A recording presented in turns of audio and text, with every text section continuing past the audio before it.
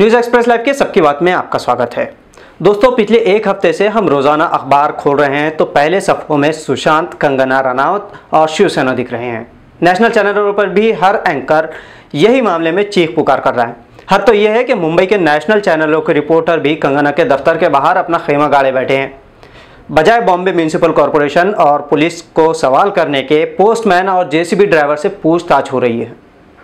सवाल यहाँ ये पैदा होता है कि क्या वाकई कंगना का मुद्दा इतना बड़ा हो गया है कि जिस महाराष्ट्र में कोरोना से 28,000 से ज़्यादा जानें गंवाई हो और देश के 76,000 लोग मर गए हों, उस देश की मीडिया के लिए एक एक्ट्रेस बड़ी है, ना कि कोरोना का मुद्दा।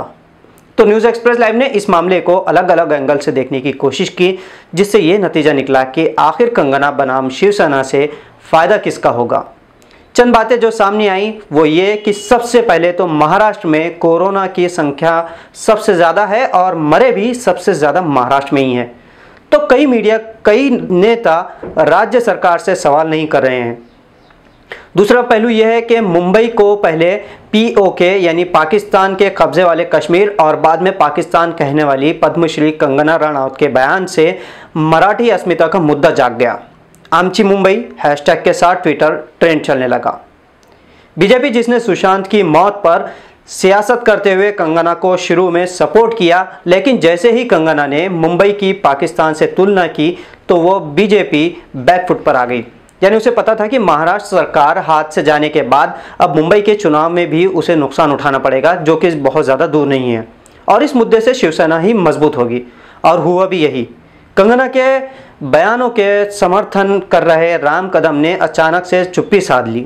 हालांकि महाराष्ट्र के बाहर बीजेपी नेता अभी भी सोशल मीडिया पर कंगना का समर्थन कर रहे हैं, लेकिन महाराष्ट्र की बीजेपी इकाई को साफ सूंघ गया है और इससे महाराष्ट्र में बीजेपी की छवि नकारात्मक बन गई।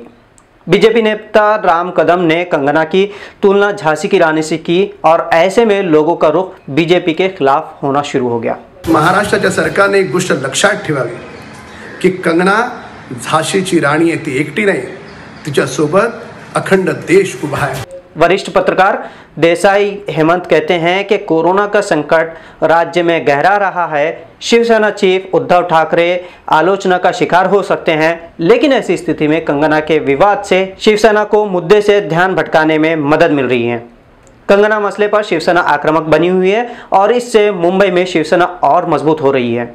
शिवसेना की खासियत है भाषाई और क्षेत्रीय पहचान का मसला, जिसके दम पर वो महाराष्ट्र, खास तौर पर मुंबई में इसका सिक्का चलता है।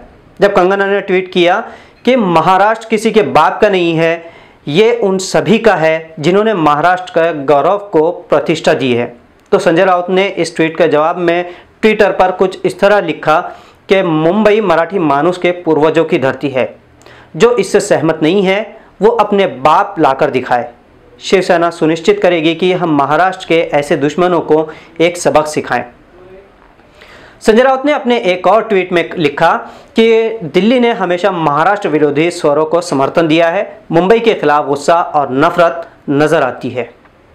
महाराष्ट्र आज कोरोना, शिक्षा, रोजगार जैसे मसलों से जूझ रहा है, लेकिन राष्ट्रीय मीडिया केवल कंगना और शिवसेना पर चर्चा कर रहे हैं। तो इससे साफ है कि पूरा खेल असल मुद्दों से भटकाने का है, जिसमें पूरा योगदान नेशनल और रीजनल मीडिया का भी है। कंगना का मसला इतना बड़ा नहीं, बल्कि राई को पहाड़ इसलिए बनाया गया ताकि महाराष्ट्र की जनता इस पहाड़ के पीछे पड़े मुद्दों और कोरोना मौतों को ना देख सके। न्यूज़ एक्सप्रेस लाइव के लिए अब्दुल वहाब।